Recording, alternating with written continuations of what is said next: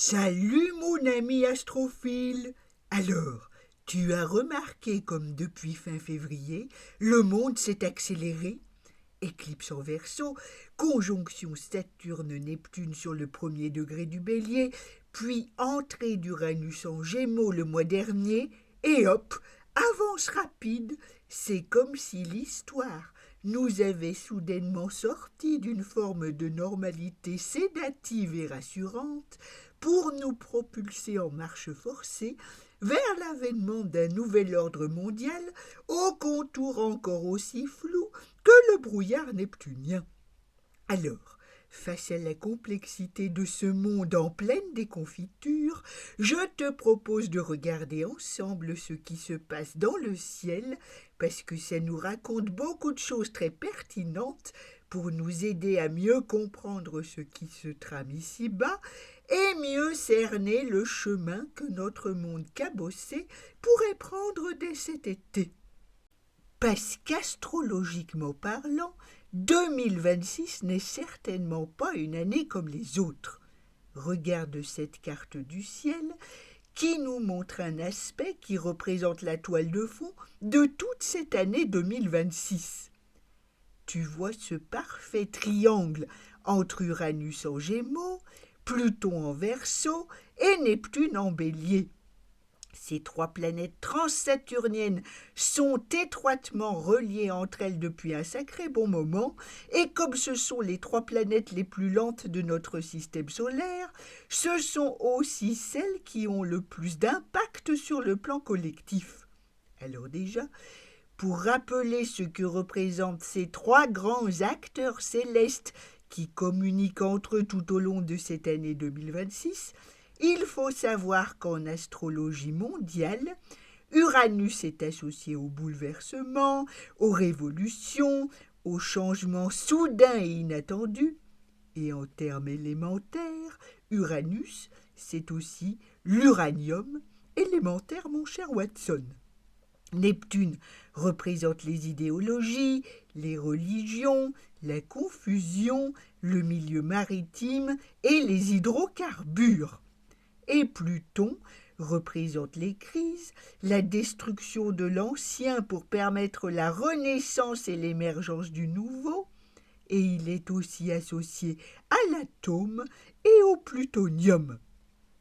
Alors, comme on l'a dit, Uranus, Neptune et Pluton sont étroitement reliés entre elles par des aspects de sextile et de trigone, ce qui forme le triangle aux lignes bleues harmoniques que tu peux voir sur cette carte.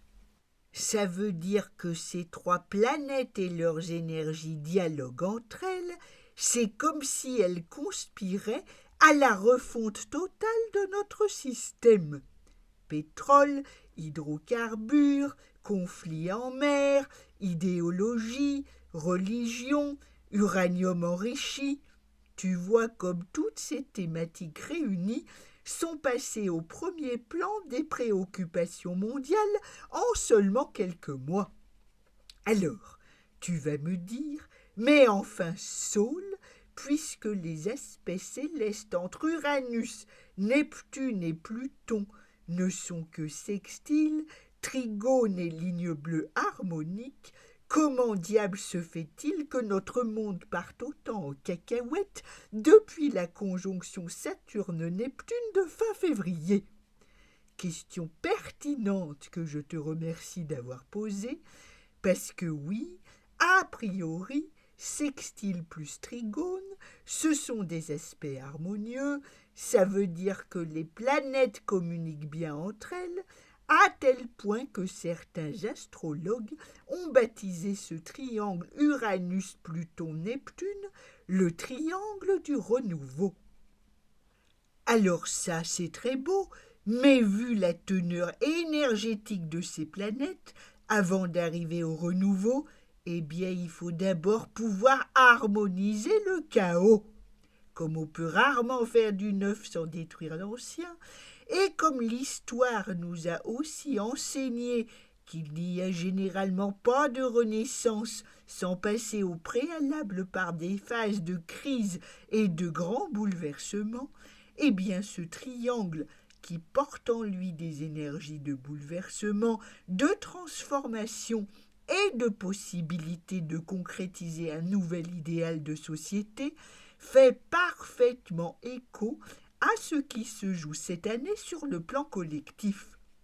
Alors, regardons ce que nous raconte l'histoire au regard des derniers transits d'Uranus en Gémeaux et de Pluton en Verseau, parce que c'est tellement raccord avec la manifestation de ces énergies planétaires que cela nous donne de précieuses balises pour cerner ce qui s'en vient pour nous tous sur le plan mondial. Historiquement, la dernière fois qu'Uranus a transité les Gémeaux, c'était entre mai 1942 et juin 1949. La France était alors dans les années noirissimes du régime de Vichy, à l'heure des tickets de rationnement, de la rafle du Veldiv et du STO.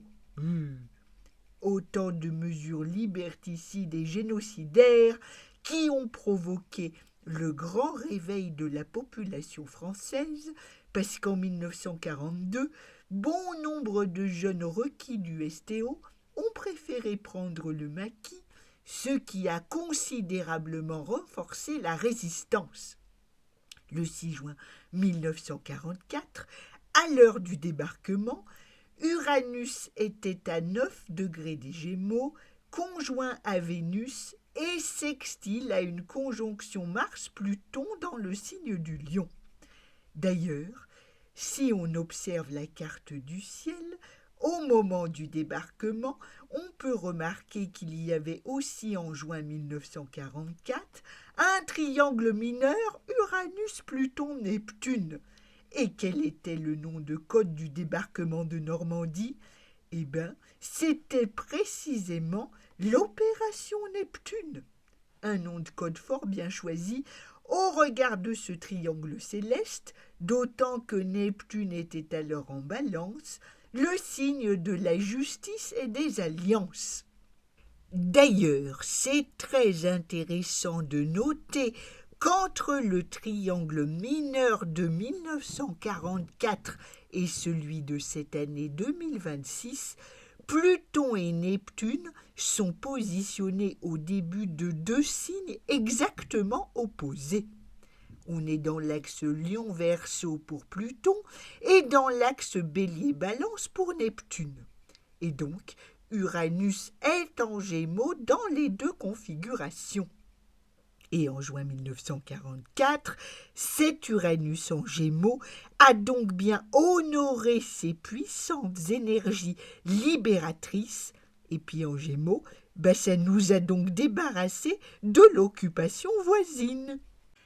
Avec la libération vient la mise en place d'un nouvel ordre mondial, conférence de Yalta, début des 30 Glorieuses, essor rapide de nouveaux médias, popularité du cinéma, démocratisation de la télé qui s'invite dans les foyers. Oui, tout ça, c'est relatif au signe des Gémeaux.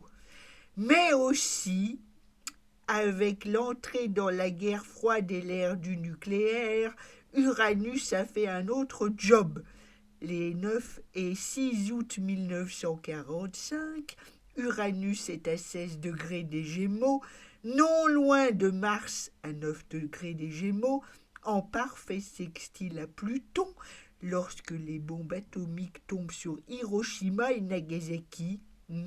Hiroshima, uranium, Nagasaki, plutonium. Or, comme tu peux le voir sur cette carte du ciel, cet été 2026, le 20 juillet précisément, Uranus en Gémeaux formera de nouveau un aspect exact à Pluton, sauf que cette fois-ci, ce sera un trigone. Et Mars sera conjoint à Uranus en Gémeaux le 4 juillet. Alors, dans cette période où la question de l'uranium enrichi fait grand bruit, oui, Uranus en Gémeaux va sans doute accélérer des discussions, remettre cette question au premier plan dans les médias, voire accélérer le déménagement délicat de cet uranium. Et oui, l'été sera probablement chaud cacao, mais cela ne signifie en aucun cas que l'histoire se répétera, car Uranus a toujours plus d'une surprise dans son sac. Et d'autre part, si ces interactions planétaires sont relativement similaires à celles de 1945, Pluton est désormais dans le signe opposé du Verseau, régi par Uranus, ce qui change complètement la teneur de ses énergies comparée à 1945.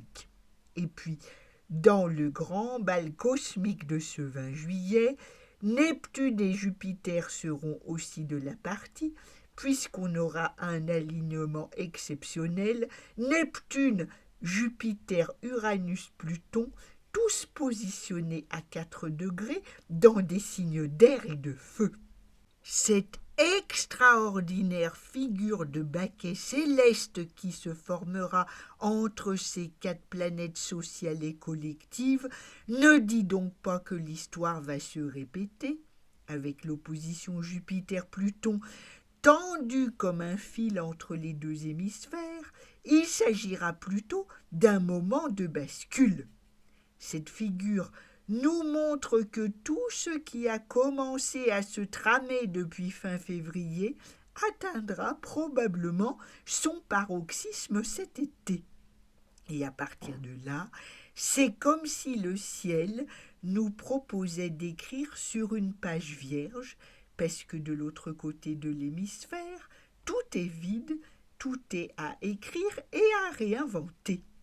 Il y a des moments comme ça dans l'histoire de l'humanité où les planètes accompagnent des basculements irréversibles, des changements de paradigme qui redéfinissent complètement la société, pour le meilleur et pour le pire, souvent d'ailleurs par le pire, avant qu'on puisse accéder au meilleur.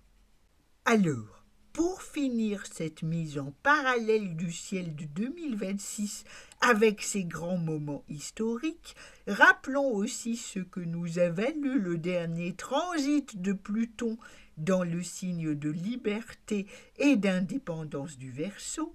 Comme Pluton est la planète la plus lente du système solaire, il faut remonter à la période 1777-1798. Alors oui, personne n'a oublié les basiques de ces cours d'histoire. Cette période inclut 1789 et la Révolution française. Mais dans la série Révolution et Insurrection, l'histoire ne s'est pas arrêtée là, puisque c'était aussi l'époque de la révolution industrielle, de la révolution américaine, de la révolution haïtienne et de la révolte de Tupac Amaru contre le régime colonial au Pérou. Alors, ça fait vraiment beaucoup d'humains qui se sont insurgés et qui ont renversé les pouvoirs en place, représentés par Pluton, pour accéder aux valeurs mêmes du Verseau, liberté, égalité, fraternité. Oui, c'est pendant ce transit que la fameuse devise de la République française est apparue sous la plume de Robespierre. Il a fallu passer par le régime de la terreur pour arriver à la déclaration des droits de l'homme et du citoyen. Pluton, la destruction radicale des pouvoirs en place, en Verseau, le signe de la liberté, de l'égalité et des progrès sociaux, tu vois comme le bal des planètes a parfaitement accompagné les grands mouvements de l'histoire. Et puis, cerise sur le gâteau, le jour de la prise de la Bastille, le 14 juillet 1789, Pluton en Verseau était opposé à Jupiter en Lion, et ça, comme on l'a dit, c'est une opposition que nous aurons à nouveau dans le ciel de cet été. En résumé, Uranus va former des aspects similaires à ceux de 1945, et Pluton et Jupiter vont reformer la même opposition qu'en 1789, c'est-à-dire un bras de fer entre le pouvoir et la justice. Alors avec tout ça, on peut raisonnablement penser qu'on va vivre un été historique avec un grand H qu'on espère inspirer. À la lueur de ce que nous raconte l'histoire et ses grands rendez-vous planétaires, en conscience de leurs puissantes énergies de bouleversement, de transformation et de renouveau, les chocs et les crises que nous traversons depuis février sont sans doute le tunnel duquel notre humanité devrait sortir transformée. Et avec Neptune en Bélier, à l'apex de ce triangle du renouveau, non seulement nous sommes tous invités à croire de toute notre âme et de toutes nos forces à l'émergence d'un nouvel idéal de société, mais nous sommes aussi tous invités à y apporter notre contribution active, solidaire et inspirée. Ami pionnier du nouveau monde, dis-moi dans les commentaires comment tu envisages la suite des événements à titre personnel ou collectif. Quant à moi, je te dis à bientôt pour de prochains partages astrosauriques.